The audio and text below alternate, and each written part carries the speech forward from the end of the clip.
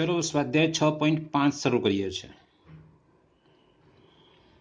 પહેલો દાખલો, નીચે આપેલા વિધેયોને મહત્તમ તથા ન્યૂનતમ મૂલ્ય હોય તો તે શોધો। પહેલાનો પહેલો,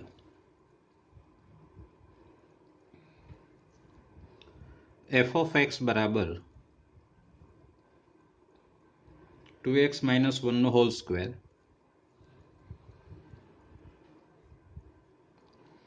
પ્લસ 3। ચલો લખું છું અહીં 2x - 1 એનો વર્ગ greater than or equal to 0 બરાબર છે, કારણ કે વર્ગ છે એટલે શૂન્ય થાય અથવા શૂન્યથી મોટો થાય। બંને બાજુ 3 ઉમેરું છું એટલે ધેરફોર 2x - 1 નો whole square plus 3 greater than or equal to 3 અને ધેરફોર આનો મતલબ છે f of x, એટલે f of x ની કિંમત 3 અથવા 3 કરતાં મોટી છે। એટલે f of x ની નાનામાં નાની કિંમત કદાચ 3 હોઈ શકે, મોટા મોટી તો છે જ નહીં। તો અહીંયા નાનામાં નાની કિંમત છે કે કેમ એ જોવાનું છે। તો વળી તમે x બરાબર કેટલા લેશો 1/2, તો f of x બરાબર એટલે આ 0 થશે, 0 + 3, કારણ કે x ની જગ્યાએ 1/2 મૂક્યો એટલે 2 ઉડ્યો એટલે 1 - 1 0, એટલે કે f of x બરાબર 3। એટલે fx ની કિંમત 3 અથવા 3 કરતાં મોટી છે, એટલે ન્યૂનતમ, એટલે માટે f નું ન્યૂનતમ મૂલ્ય 3 છે, f ને મહત્તમ મૂલ્ય નથી, કારણ કે આ બાજુ અનંત સુધી છે। ચલો દાખલા નંબર બીજો જુઓ। અહીં f of x બરાબર 9x² પ્લસ 12x પ્લસ 2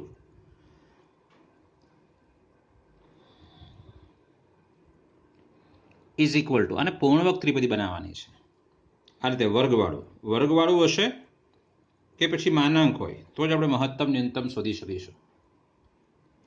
તો પહેલાં આને પૂર્ણવર્ગ બનાવું છું। પૂર્ણવર્ગ બનાવવા માટે અંતિમ પદનું સૂત્ર યાદ કરો જરા। અંતિમ પદ બરાબર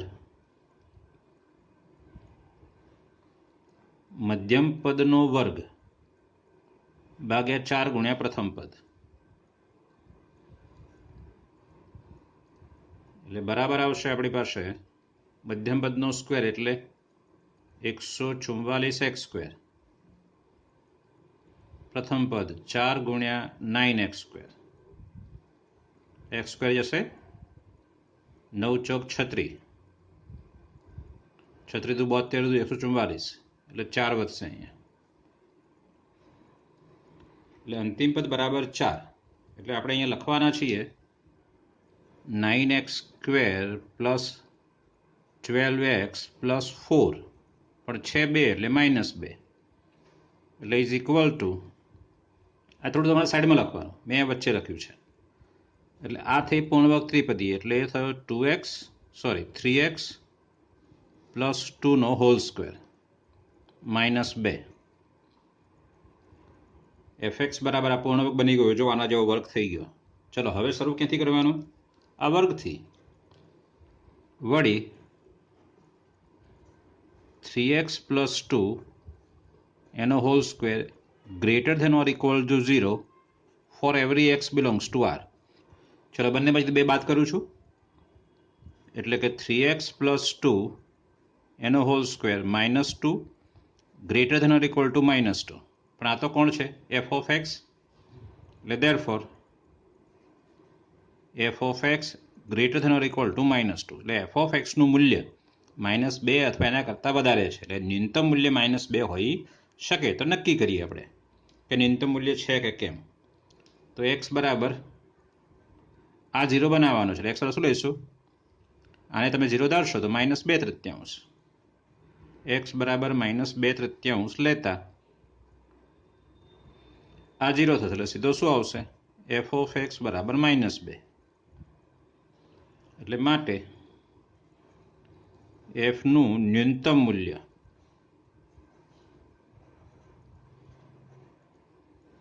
બરાબર -2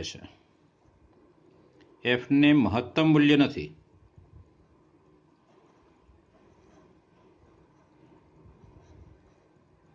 દાખલો બીજો પૂરો થયો દાખલો ત્રીજો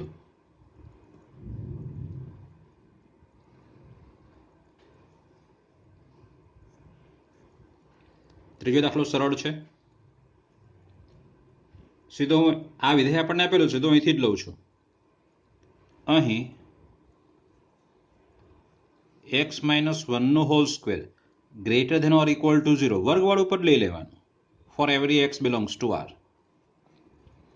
કોઈ પણ વાસ્તવિક સંખ્યા આમાં મૂકો તો શૂન્ય અથવા શૂન્ય કરતાં મોટો થાય x બરાબર 1 મૂકો તો શૂન્ય થાય અને 1 સિવાયની બીજી કોઈ પણ સંખ્યા મૂકો તો ધન થાય ઓકે પણ આગળ માઇનસ જોઈએ એટલે માઇનસ વડે ગુણવાનું અને ભૂલ ન થાય માઇનસ x - 1 નો whole square less than or equal to 0 ચલો 10 ઉમેરો બંને બાજુ એટલે માટે -x - 1 નો હોલ સ્ક્વેર વત્તા 10 less than or equal to 10 બંને બાજુ 10 ઉમેર્યા છે પણ આ તો કોણ છે f of x એટલે માટે f of x બરાબર less than or equal to 10 f of x નું કિંમત f of x નું મૂલ્ય 10 કે 10 થી નાનું છે એટલે મોટામાં મોટું કેટલું થયું 10 થયું આમાં મહત્તમ મળશે ન્યૂનતમ નહીં મળે ચલો પણ હવે 10 મળે છે એને બતાવવાનું છે આપણે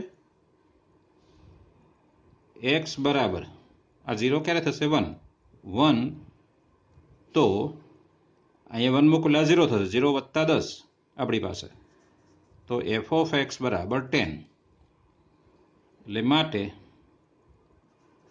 f નું મહત્તમ મૂલ્ય 10 છે f ને ન્યૂનતમ મૂલ્ય નથી બરાબર છે ઓકે ચલો દાખલો નંબર 4 લઉં છું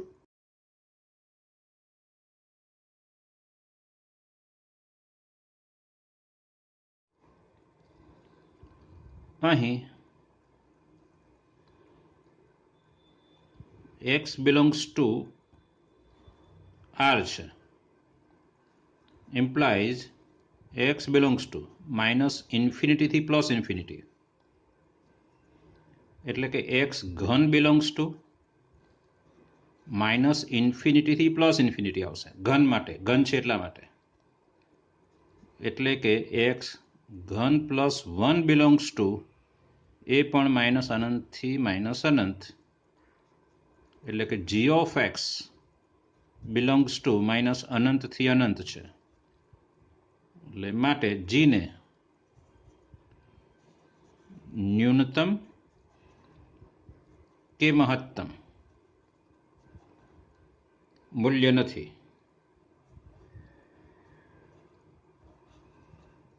ચલો દાખલા નંબર 2 લઈએ છે એક્ઝામ્પલ નંબર 2 નો પહેલો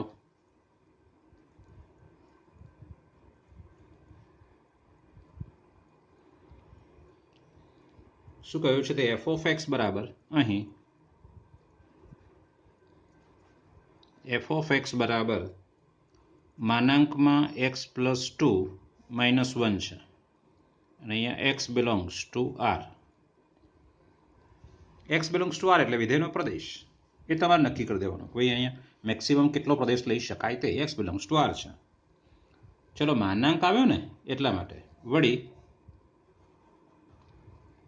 માનાંકમાં x + 2 greater than or equal to 0 for every x belongs to r કોઈ પણ વાસ્તવિક સંખ્યા મૂકો તો આનો માનાંક 0 અથવા 0 કરતાં મોટો જ આવે એટલે therefore એમાં હવે એક બાદ કરો એટલે માનાંકમાં x + 2 - 1 greater than or equal to -1 બંને બાજુ -1 લેતા પછી આ તો કોણ છે f of x એટલે F of X greater than or equal to -1. હવે આપણે એક્સની કિંમતમાં ચકાસવાનું કે ભાઈ એફ ઓફ એક્સ -1 મળે છે કેમ. એક્સ બરાબર -2 લેતા વર્ગ હોય તો એને 0 બનાવવાનો અને માનાંક હોય તો એને 0 બનાવવાનો. આને 0 લઈ લો. 0 ક્યારે થશે? જ્યારે એક્સની કિંમત -2 આવશે ત્યારે. એક્સ બરાબર -2 લેતા આ 0 થશે. એટલે એફ ઓફ એક્સ બરાબર -1. એટલે મતલબ એફ ઓફ એક્સને ન્યૂનતમ મૂલ્ય -1 છે, કારણ કે એફ ઓફ એક્સ કેવો છે? -1 અથવા એના કરતાં મોટો, અને -1 મળે પણ છે, એટલે ન્યૂનતમ મૂલ્ય -1 છે. એટલે માટે એફને ન્યૂનતમ મૂલ્ય -1 છે, એફને મહત્તમ મૂલ્ય નથી.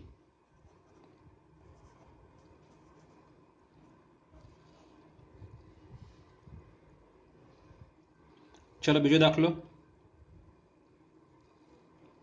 જે તમારે ગણવાનો છે ને, બરાબર, જાતે ગણશો તમે લોકો, આવડશે જ, કશું નથી એમાં. એનો હું તમને આન્સર આપી દઉં છું. ન્યૂનતમ કિંમત નથી. ચલો ત્રીજો દાખલો. એચ ઓફ એક્સ બરાબર sin 2x +5. જો અહીંયા નથી માનાંક કે નથી પૂર્ણ વર્ગ, પણ હા ત્રિકોણમિતીય વિધેય છે. એમાં સાઇન, કોસ, સેક અને કોસેક આ 4 હોય તો એને સીમિત વિધેયમાં, એ સીમિત વિધેય છે, એની સીમાઓ છે જ. ટેન અને કોટની સીમાઓ નથી. કેમ? ટેનનો વિસ્તાર આર છે એટલે સીમાઓ નથી. કોટનો વિસ્તાર પણ આર છે, એને સીમાઓ નથી. સાઇનનો વિસ્તાર અને કોસનો વિસ્તાર એ -1 +1 એની વચ્ચે, જ્યારે સેક અને કોસેકને -1 અથવા એ નાનો અને +1 અથવા મોટો છે. ઓકે, તો શરૂઆત અહીંથી કરવાની હોય. જેને સીમાઓ હોય ત્યાંથી શરૂઆત કરવાની. અહીં આપણને ખ્યાલ છે -1 less than or equal to sin 2x less than or equal to 1. સાઇનની અંદર 2, 3, 4 કોઈ ગુણાયેલો હોય તો કશો ફેર નથી પડતો આપણને, કારણ કે કોઈ સીમા આપેલી નથી. અને x બિલોંગ્સ ટુ r આપ્યો છે. ચલો હવે +5, એટલે દરેકમાં 5 ઉમેરો, એટલે -1 +5 less than or equal to sin 2x +5 less than or equal to 1 +5. -1 +5 એટલે 4 થશે. Less than or equal to sin 2x +5 એટલે h of x less than or equal to 5 ને 1 6. એટલે h of x નું ન્યૂનતમ મૂલ્ય 4 અને મહત્તમ મૂલ્ય 6 છે. તો હવે 4 લાવવા શું કરીશું? તો x ની જગ્યાએ આને તમારે -1 લાવવો પડે. આ -1 ક્યારે આવે? સાઇન પોતે યાદ કરો, -1 ક્યાં છે? નીચે 3π/2 આગળ. હું તમારી પાસે આ કહું છું કે ભાઈ આ પોતે અહીંયા કહી દઉં કે આની કિંમત 4, ન્યૂનતમ ને મહત્તમ કિંમત 6 કેવી લાવીશું આપણે? તો આ 4 ક્યારે થાય? જ્યારે આ -1 થાય. હવે sin 2x બરાબર -1 ક્યારે? કે જ્યારે 2x પોતે 3π/2 હોય. 2x બરાબર 3π/2 એટલે x બરાબર શું? 3π/4 લેવાનું આપણે. હવે આ 6 ક્યારે થાય? જ્યારે 5 ને 1 6, આ પોતે 1 હોય ત્યારે. હવે sin 2x 1 ક્યારે થશે? જ્યારે 2x બરાબર π/2 હોય ત્યારે, કારણ કે sin π/2 એટલે 1 અને sin 3π/2 એટલે -1. એટલે 2x બરાબર π/2 તો 2 છેદમાં આવશે, એટલે x બરાબર શું આવશે? π/4. એટલે આ બે કિંમતો લેવાની છે આપણે આનું ન્યૂનતમ મહત્તમ મૂલ્ય મેળવવા માટે. વળી x બરાબર, આપણે x બરાબર લખાય હંમેશા, x બરાબર લેવું પડે. અંદર ચલ કોણ છે? x, એટલે x બરાબર 3π/4. તો sin 2x બરાબર x ની જગ્યાએ 3π/4 એટલે 3π/2 થશે. 2 ઉડશે એટલે 4 ના બદલે 2 આવશે. sin 3π/2 એટલે -1 અને માટે એફ ઓફ એક્સ બરાબર શું? એફ ઓફ એક્સ નહીં પણ H of x. H of x બરાબર શું? આ -1 5 એટલે -1 વત્તા 5 એટલે 4. એટલે માટે બીજું વળી તથા એક્સ બરાબર તમે π/4 લેશો તો sin 2x બરાબર sin π/2 એટલે 1 થશે. અને માટે h ઓફ એક્સ બરાબર 1 + 5 એટલે 6. એટલે આપણે અહીંયા લખીશું કે h ને ન્યૂનતમ મૂલ્ય 4 છે અને મહત્તમ મૂલ્ય 6 છે. એટલે માટે h ને ન્યૂનતમ મૂલ્ય 4 અને મહત્તમ મૂલ્ય 6 છે.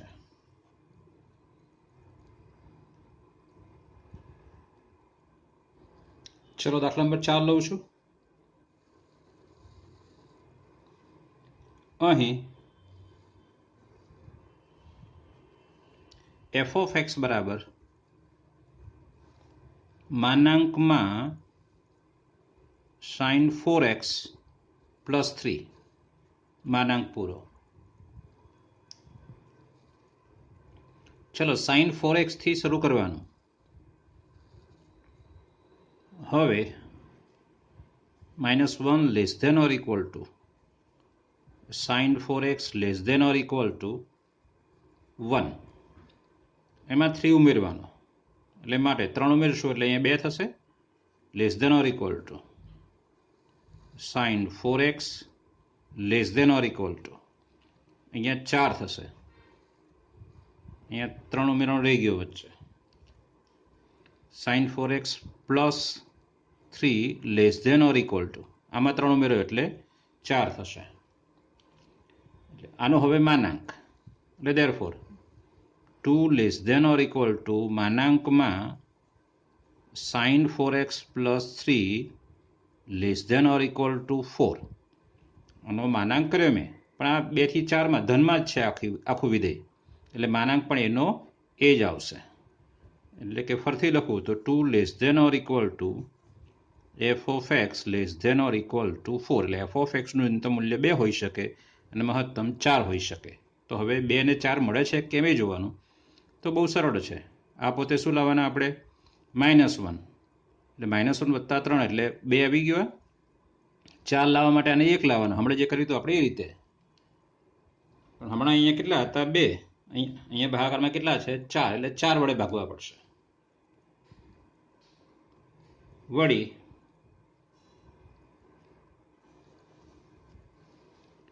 x બરાબર 3π/2 આગળ સાઇનનું મૂલ્ય -1 છે તો 4 વડે ભાગો એને એટલે 3π/8 3π/2 ભાગ્યા 4.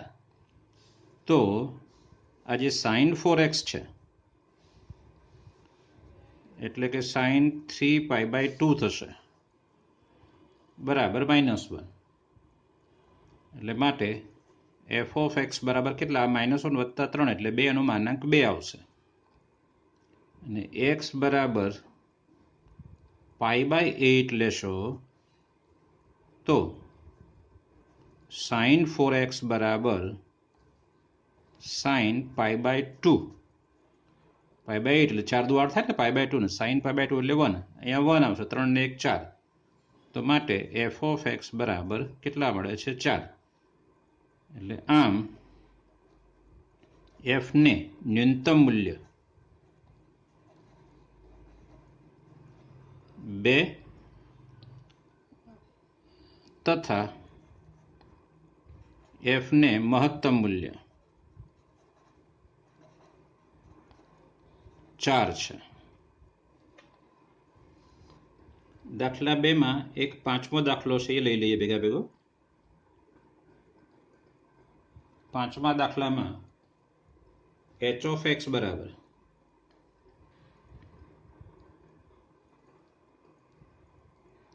x + 1 x belongs to વિવૃત અંતરાલમાં -1 થી 1 ચલો પાંચમો દાખલો, h of x બરાબર x પ્લસ 1 અને x બિલોંગ્સ ટુ વિવૃત અંતરાલમાં -1 થી 1 છે. એ મહત્વનું છે. અહીં -1 less than x less than 1 છે.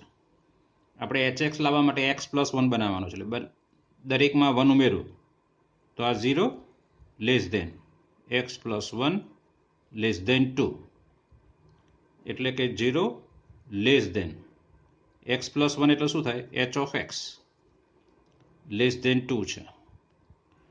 હવે h ઓફ એક્સનું ન્યૂનતમ મૂલ્ય કયું? 0 નથી છોકરાઓ, કારણ કે આમાં ઇક્વલ ટુ ક્યાં છે? h ઓફ એક્સનું મહત્તમ મૂલ્ય 2 પણ નથી. જો હવે અહીંયા h ઓફ એક્સનું મૂલ્ય મહત્તમ 2 નથી, કેમ? આ ઇક્વલ ટુ નથી. જો ઇક્વલ ટુ હોય તો h ઓફ એક્સનું મૂલ્ય 2 મહત્તમ થાય, પણ ઇક્વલ ટુ નથી, આમાં લેસ દેન છે. મતલબ એવો કે h ઓફ એક્સ 2 થી નાનો છે. ઓકે, તો હવે h ઓફ એક્સનું મૂલ્ય 2 થી નાનું લો અને સૌથી મોટું હોય તે. તો તમે કહેશો કે 1.9, તો હું કહું છું ખોટું. કેમ? 2 થી નાનું હોય અને નથી મોટું હોય એવું કિંમત છે કઈ? 1.99. હજુ આગળ આપીએ તો 1.999. કેટલી સંખ્યાઓ આપી શકાય? અસંખ્ય સંખ્યા આપી શકાય ને આપણી પાસે. એટલે h ઓફ એક્સનું મહત્તમ મૂલ્ય મળશે નહીં. એમ h ઓફ એક્સનું ન્યૂનતમ મૂલ્ય પણ મળશે નહીં. એટલે લખીશું અહીં, એટલે માટે h ને ન્યૂનતમ કે મહત્તમ મૂલ્ય નથી.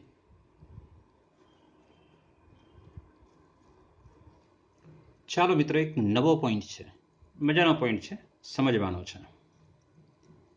આપણે સ્વાધ્યાય 6.5 એમાં 2 દાખલા ગણ્યા અને એમાં મહત્તમ અને ન્યૂનતમ મૂલ્યો પણ શોધ્યા, પણ એમાં ક્યાંય વિકલિતનો ઉપયોગ નથી થયો, હે ને?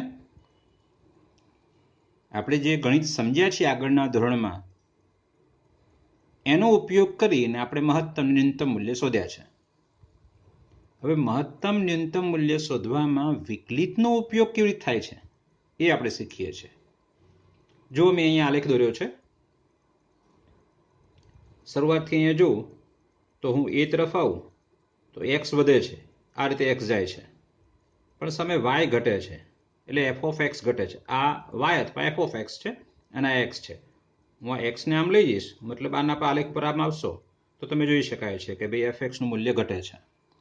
એટલે કે એ સુધી આ વિધેય ઘટતું વિધેય છે. પછી એ થી બી સુધી જોવો, જો f ઓફ x નું મૂલ્ય વધશે એટલે વિધેય વધતું વિધેય છે. બી થી સી ઘટતું વિધેય છે. સી થી ડી વધતું વિધેય છે. અને એ પ્રકારે આગળ વિચારી શકાય.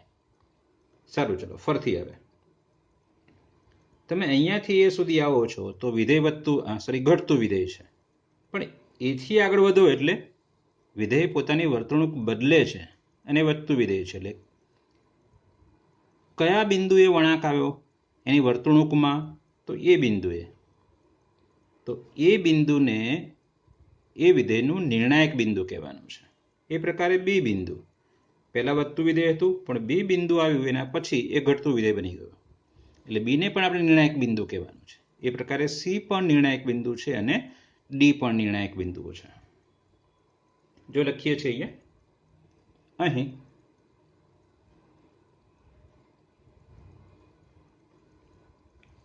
એ, બી, સી અને ડી નિર્ણાયક બિંદુઓ છે.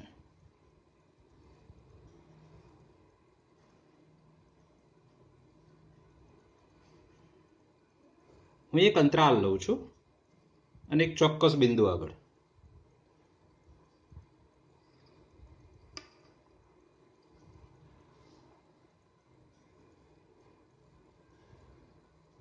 ધારો કે અહીંયા સંખ્યા સી છે.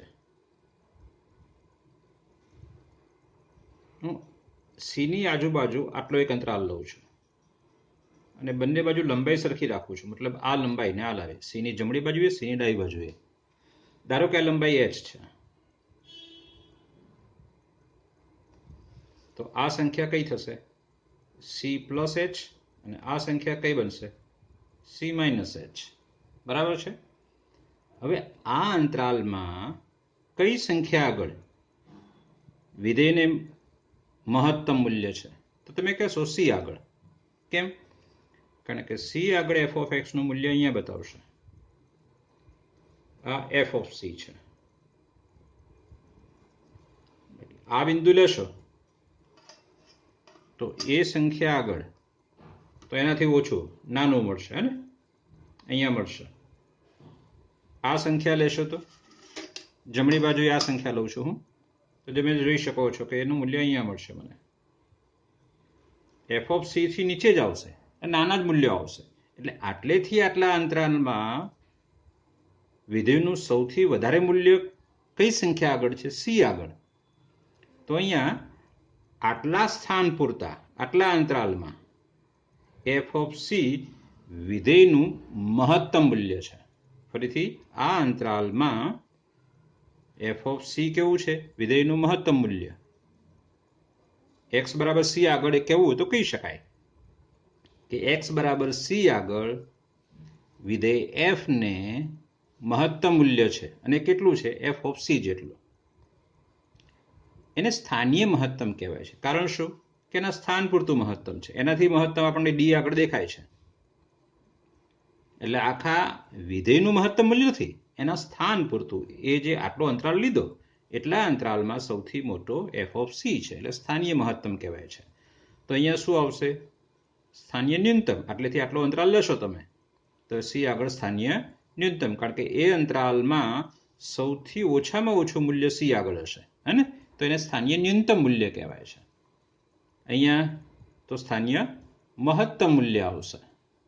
એટલે જે આ ખાડો પડે છે તો તે બિંદુ આગળ સ્થાનીય ન્યૂનતમ આવશે, અને ટેકરો થાય છે તે બિંદુ આગળ સ્થાનીય મહત્તમ. અહીંયા પણ સ્થાનીય મહત્તમ. હજુ આલેખ આપણે આગળ ધારો કે વિચારીએ તો એ પ્રકારે સ્થાનીય મહત્તમ, સ્થાનીય ન્યૂનતમ મૂલ્યો વિચારી શકાય. સમજાય છે? બરાબર છે.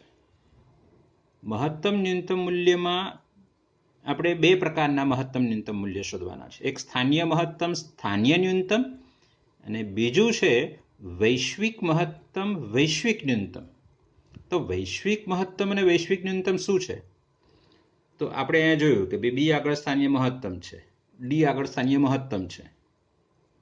બીજું કે હજુ આલેખ આપણી પાસે આપેલો હોત તો જેટલા જેટલા બધા સ્થાનીય મહત્તમ કે સ્થાનીય ન્યૂનતમ મૂલ્ય હોય એ બધા ભેગા કરો અને સૌથી મોટું, ફરીથી બોલું છું, સૌથી મોટું મૂલ્ય જે હોય એ વૈશ્વિક મહત્તમ છે, અને સૌથી નાનું મૂલ્ય હોય એ વૈશ્વિક ન્યૂનતમ છે. હા, એક વસ્તુ જરા ધ્યાનમાં રાખજો પાછા. સ્થાનીય મહત્તમ ક્યારેક એવું બનશે કે સ્થાનીય મહત્તમ કરતાં સ્થાનીય ન્યૂનતમ મૂલ્ય વધારે પણ હોઈ શકે કેટલાકમાં. જેમ કે આ લેખ મેં અહીંયા દોર્યો છે, આ લેખ હું લંબાવું હજુ. ધારો કે અહીંથી આમ લઉં છું, આ લેખ અહીંયા લઉં છું, પછી આ લીધો, આટલે લીધો, આમ આ પ્રકારે આગળ, બરાબર. અને પછી હું આ લેખ આમ લઉં છું. તો તમે કહેશો અહીંયા કે અહીંયા સ્થાનીય ન્યૂનતમ છે, પણ એ મૂલ્ય જોવો જો ક્યાં આવશે? એફ ઓફ સી થી વધારે આવશે ને. એફ ઓફ સી પોતે મહત્તમ છે, પણ અહીંયા જે તમે શોધવાના છો એ સ્થાનીય ન્યૂનતમ છે. એના સ્થાન પૂરતું આટલા અંતરાલમાં એ નાનું મૂલ્ય છે, પણ એફ ઓફ સી કરતાં વધારે છે. એટલે ક્યારેક એવું પણ બને કે સ્થાનીય મહત્તમ મૂલ્ય કરતાં કોઈક સ્થાનીય ન્યૂનતમ મૂલ્ય એવા હોઈ શકે કે જે સ્થાનીય મહત્તમ કરતાં વધારે હોય. હા, વૈશ્વિક મહત્તમ એક જ હોય અને વૈશ્વિક ન્યૂનતમ પણ એક જ, કારણ કે બધામાં સૌથી મોટું એ વૈશ્વિક મહત્તમ, અને જે બધા સ્થાનીય મહત્તમ, ન્યૂનતમ એ બધા મળ્યા છે એ બધામાં સૌથી નાનું એટલે વૈશ્વિક ન્યૂનતમ છે. આગળ હજુ જોઈશું આપણે.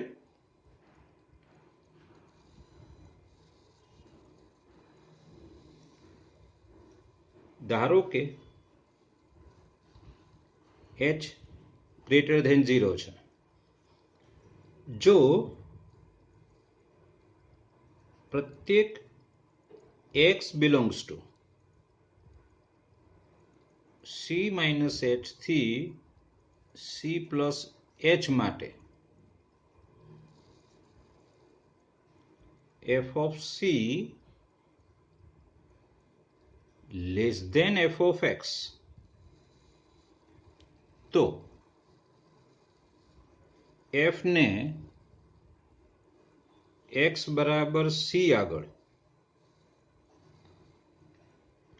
સ્થાનીય ન્યૂનતમ મૂલ્ય છે,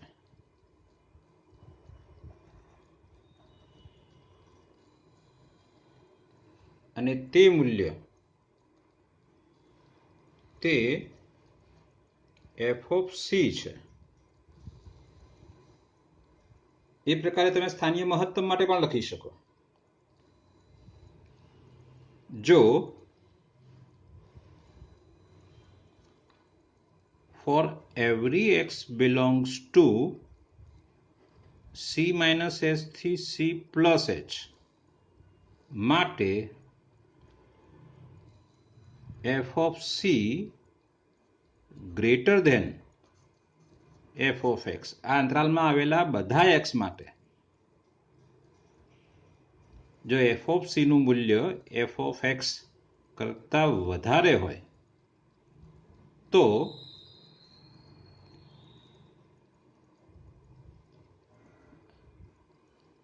c માઇનસ h થી c પ્લસ h ની વચ્ચે c હોય જ, હા ને, તો આમાં ઇક્વલ ટુ કરી દઈએ, કારણ કે જ્યારે x બરાબર c મૂકશો ત્યારે બંને સમાન આવશે ને, અને અહીંયા પણ equal to f of c greater than equal to f of x, તો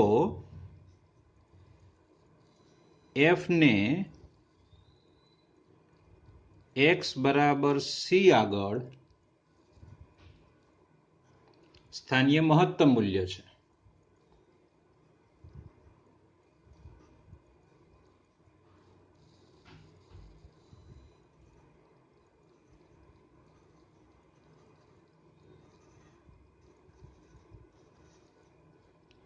તે f of c છે. એ જે સ્થાનીય મહત્તમ મૂલ્ય છે કોણ છે? f of c છે.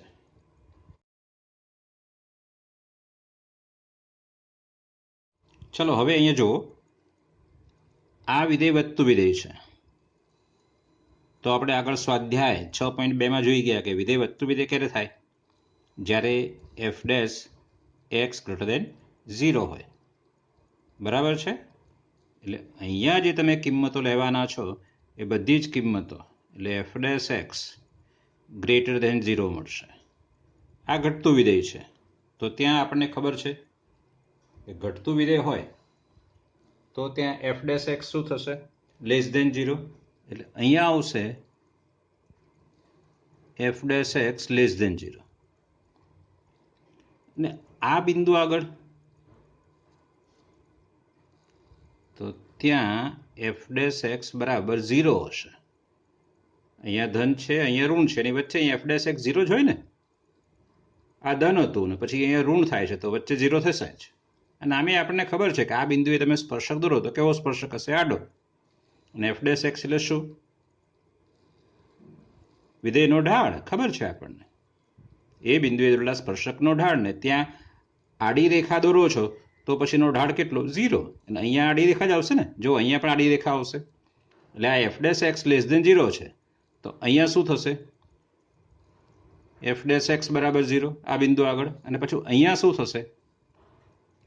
તો કે f dash x greater than 0. f dash x less than 0, sorry, f dash x greater than 0, અહીંયા f ડેશ એક્સ 0, અહીંયા f dash x less than 0, f dash x બરાબર 0, f dash x greater than 0. આપણે આ બિંદુ શોધવાનું છે, મતલબ આપણે આ c શોધવાનો છે. તો c શોધવો સરળ છે. કેવી રીતે? તમે f ડેશ એક્સ બરાબર 0 લઈ લેશો, એટલે જ્યાં જ્યાં સ્પર્શકો આડા દોરી શકાતા હશે એવા બધા c મળશે. અને પછી આપણે દરેક જેટલા પણ c મળે એ બધા c આગળ ચકાસવાનું છે. કેવી રીતે ચકાસીશું? કે આ બાજુનો અંતરાલ લેવાનો, આટલી આ લંબાઈ h લેવાની, તો આ કઈ સંખ્યા આવશે? c minus h. એટલે ત્યાં તમારે લખવાનું કે for every x belongs to c minus h થી c માટે f dash x greater than 0 થાય. અને for every x belongs to, હવે આ બાજુ લઈએ એચ જેટલો અંતરાલ, તો અહીંયા કઈ સંખ્યા આવશે? C plus h. એટલે સી થી સી પ્લસ એચ માટે f dash x less than 0 થાય તો એફ ઓફ સી કેવું આવશે? સ્થાનીય મહત્તમ. આ તો આપણે આલેખ ઉપરથી નક્કી કર્યું કે સ્થાનીય મહત્તમ સ્થાનીય ન્યૂનતમ કયું છે તે, પણ આપણે તો વિકલિતના ઉપયોગથી કરવાનું છે. તો શું કરવાનું કે પહેલા આ બિંદુ સી શોધવાનો. એ કેવી રીતે શોધીશું? મેં તમને શું કીધું કે એફ ડેશ એક્સ બરાબર 0 લઈ લો, મતલબ વિધેય એફનું વિકલન કરો બરાબર 0 લઈ લો એટલે તમને આ સી મળી જશે. પછી શું કરવાનું? સીથી આ બાજુના અંતરાલમાં તમારે એફ ડેશ એક્સને ચકાસવાનો કે ભાઈ ધન છે કે ઋણ. ધન હોય તો પછી આ બાજુ ચકાસવાનું સીથી સી પ્લસ એચમાં ધન છે કે ઋણ. ઋણ હોય તો સ્પષ્ટ છે કે પહેલાં વધે છે ને પછી ઘટે છે, તો અહીંયા શું હશે? સ્થાનીય મહત્તમ. એટલે આલેખ ના હોય તો પણ તમે એફ ડેશ એક્સ ઉપરથી કહી શકો કે સ્થાનીય મહત્તમ છે કે સ્થાનીય ન્યૂનતમ. પહેલાં f dash x less than 0 છે ધારો કે, એટલે વિધેય ઘટ્યું. આલેખ નથી છતાં પણ ખબર પડી ગઈ આપણને કે f dash x less than ઘટ્યું છે, પછી વધે છે. આ પહેલાં વધે છે અને પછી પહેલાં વધે છે અને પછી ઘટે છે એટલે સ્થાનીય મહત્તમ, પણ પહેલાં ઘટે અને પછી વધે તો સ્થાનીય ન્યૂનતમ. સમજાય છે કહું છું એમાં? આને આપણે પ્રથમ વિકલિત કસોટી કહીએ છીએ. આ જે છે તે આ છે પ્રથમ વિકલિત કસોટી. પ્રથમ વિકલિત કસોટી એનાથી આપણે નક્કી કર્યું કે ભાઈ એફ ઓફ સી વિધેયનું મૂલ્ય નક્કી કરવાનું છે કે સ્થાનીય મહત્તમ છે કે સ્થાનીય ન્યૂનતમ. એફ ડેશ એક્સ પણ નહીં અને એક્સનું મૂલ્ય પણ નહીં. એક્સનું મૂલ્ય તો સી છે. સીને સ્થાનીય મહત્તમ કે ન્યૂનતમ નથી કહેવાનું, એફ ઓફ સીને સ્થાનીય મહત્તમ કે ન્યૂનતમ મૂલ્ય કહેવાનું છે. ઓકે, દાખલા ગણીએ એટલે વધારે સમજણ પડશે.